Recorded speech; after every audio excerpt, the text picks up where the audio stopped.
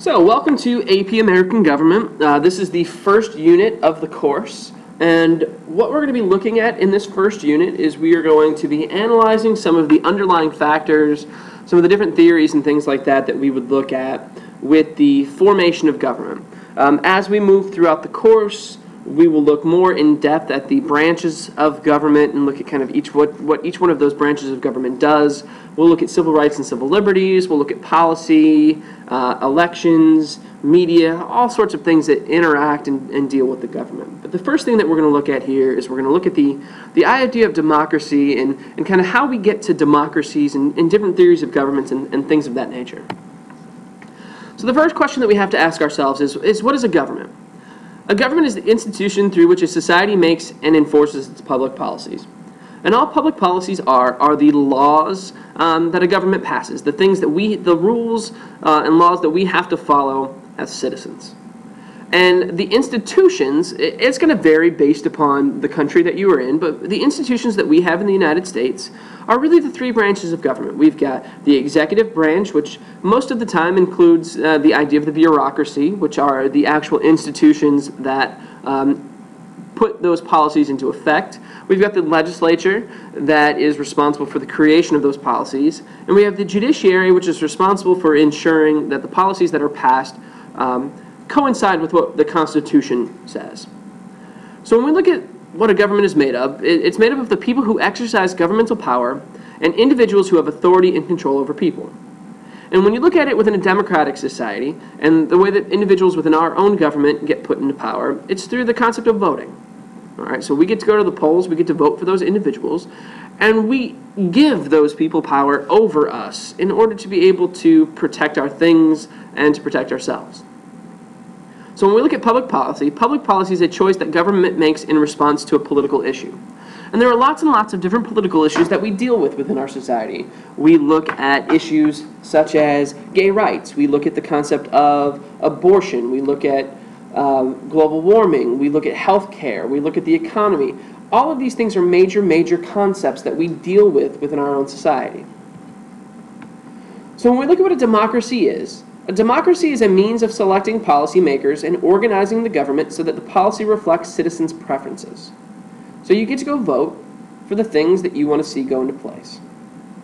Now, there are a variety of different types of democracies, and the two that we will look at are the concept of direct democracy and a representative democracy.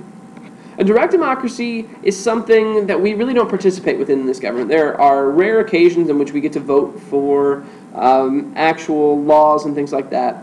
But within a direct democracy, everybody gets to show up. They rely on the procedures such as initiatives, referendums, and recalls, and things of that nature, which do take place within American society on a much more limited basis, and that people have a direct impact on the policies that are put in place because they get to go and vote in the voting booth.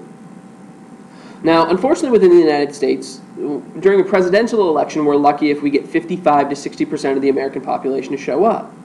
When you look at midterm elections, we hover somewhere in the 30 to 40% range when it comes to the amount of people who actually show up to elections. So the idea of having people show up and vote on a regular basis is very difficult to kind of comprehend within our society, because when people don't show up to major elections, it would be very difficult to rely on them to show up to smaller elections. So what we utilize in the United States is the idea of a representative democracy. We vote for people who then go out and then make decisions for us. And we often refer to this as a Republican government. So when you say the Pledge of Allegiance, you say, I pledge allegiance to the flag of the United States of America and to the republic for which it stands. So this idea of it being a republic is deeply ingrained within American society, and we vote for people who then go make decisions for us. And largely, when you look at a lot of the writings of our founding fathers, the reason why they decided to put in place a republic rather than a direct democracy is that our founding fathers largely didn't believe that the vast majority of Americans were capable of being able to understand the vast majority of the policies that were being put in place. And a lot of them felt that it was the elite, it was the educated that needed to ensure that the rest of the American citizenry were protected. So when we look at what is needed in order to have a democracy, there are really 5 criteria that a lot of political scientists believe are really needed in order to have a democracy really flourish within a society. One is the idea of equality of voting, that everybody's vote is equal to each other's vote as you go through within a society. And when we talk about gerrymandering in our next unit, and we talk about how districts are drawn, there are very easy ways to ensure that one person's vote is less than another person's vote. But we do have laws within our system that tries to ensure that if I vote here and another person votes in California, that those individuals' votes are roughly the same. Another cornerstone to the idea of democracy is the concept of effective participation. Citizens must have adequate and equal opportunities to express their preferences. And express their preferences in a variety of ways. And when you look at the First Amendment to the Constitution, which guarantees free press, which guarantees free speech, which guarantees the ability to petition, which guarantees the ability to do all of these different ways to express our own opinions, it's something that is very deeply ingrained within American society. We have to have an enlightened understanding. So within that, free speech and free press very much goes along with the idea of effective participation, that not only do you have to have the ability to participate, that you actually have to have that desire to do so. And within our country, we have the right to say the things that we want to say, whether it be on Facebook or Twitter or to one another or within the media, such as the press goes. Now, one of the things that oftentimes gets conflated within society today is this idea of somebody getting in trouble for the things that they say, and a lot of times people rush to their defense and state that, well, they have freedom of speech. They shouldn't get in trouble for the things that they say. But just because we have freedom of speech doesn't mean that we have freedom from the consequences of the speech that we choose to use within our society. And what is acceptable and what is not acceptable within our society is something that changes based upon the era and the time period in which we live. Another cornerstone is the idea that citizens should control the agenda. Citizens should have the right to control the agenda regardless of wealth or influence. So regardless of whether you're part of the 1% at the top, one of the most wealthy Americans, or if you're at the bottom, one of the lowest 1%, that everybody in the United States should have the right to control the agenda of what's going on within the government. And then inclusion. The government must include and extend rights to all subjects of its laws. So, that's just saying that everyone within the United States must have rights and must have the ability to do the things that they need to do within society. So what's the purpose of American government? When you look at the preamble to the Constitution of the United States, it states that we, the people of the United States, in order to form a more perfect union, establish justice, ensure domestic tranquility, provide for the common defense, promote the general welfare, secure the blessings of liberty to ourselves and our posterity, do ordain and establish the Constitution of the United States of America. So when you look at what those words mean, that is the promise that our government made to us when they wrote the Constitution in 1787, is that we're supposed to be moving towards trying to be perfect, that we should establish justice.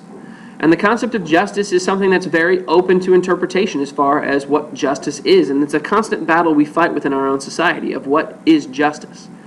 To ensure domestic tranquility, that's to make sure that things are safe at home, both from enemies foreign and domestic. To ensure that we as a citizenry are safe. To provide for the common defense, very much the same kind of thing, that we are supposed to defend everyone. To promote the general welfare, to make sure that all Americans have the ability to be able to pursue the things that will make them happy. And to secure the blessings of liberty, to ensure the concept that we as American citizens are free.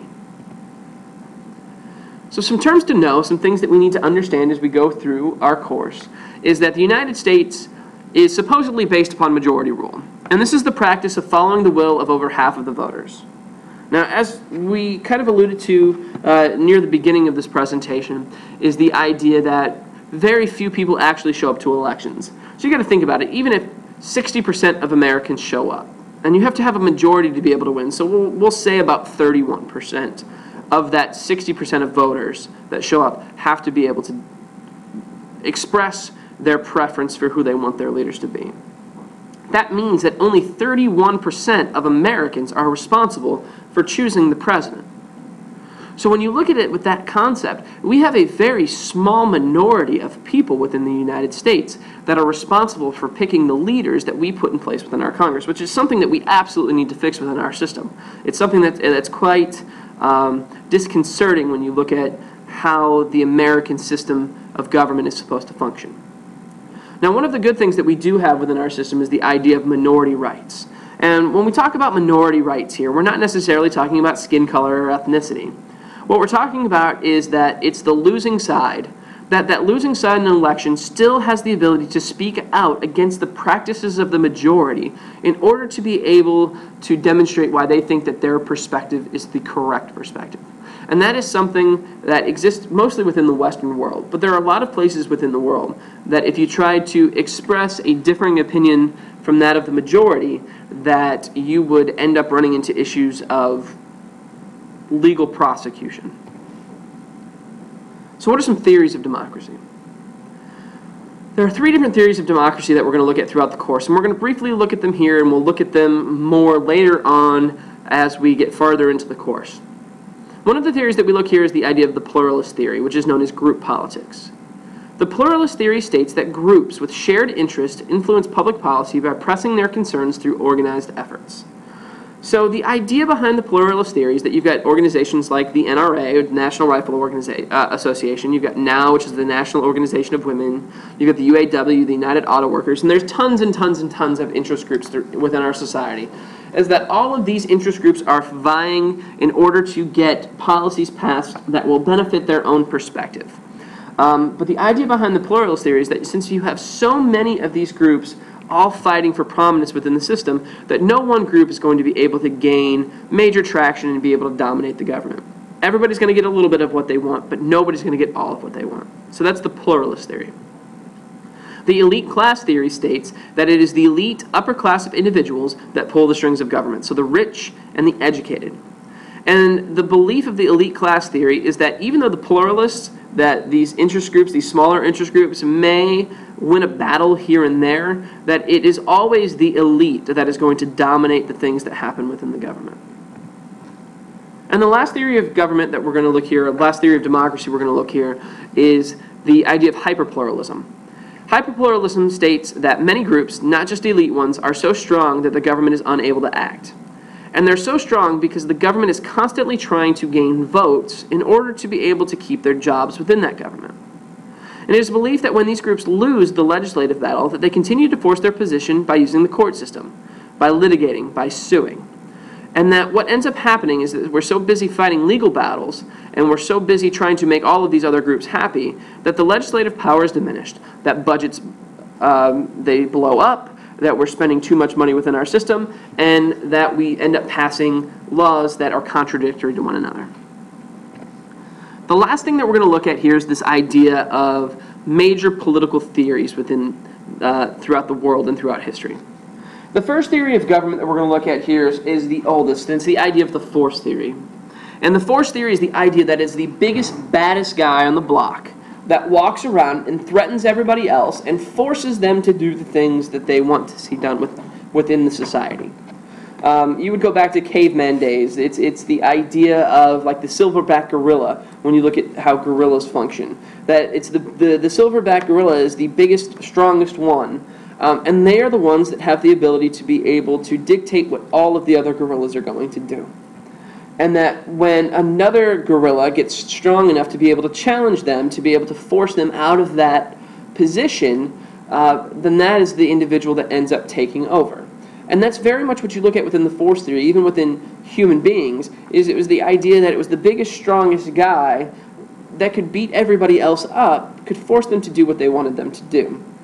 Now, the force theory has been changed a little bit to deal with some of the things that happen within modern times, and it's not necessarily always the biggest guy anymore, but it's the smartest, the one that's able to manipulate everyone else into doing what they want them to do.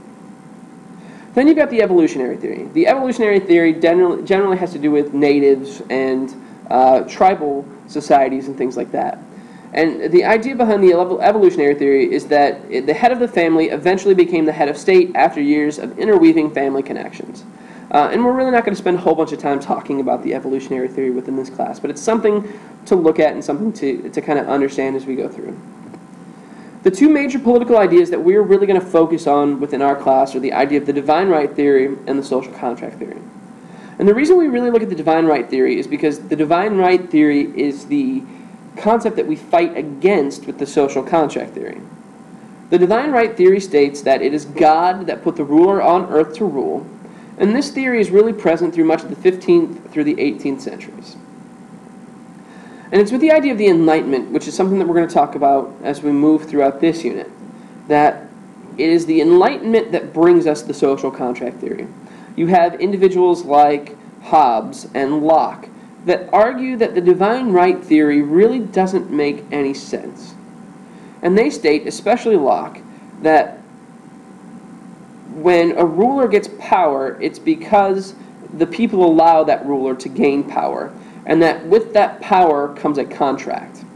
And that ruler is responsible for providing the people with safety in exchange for the power to be able to make rules for the people. This contract argues that the state is a voluntary act and that they should only serve the people, and that's the only function of that government existing.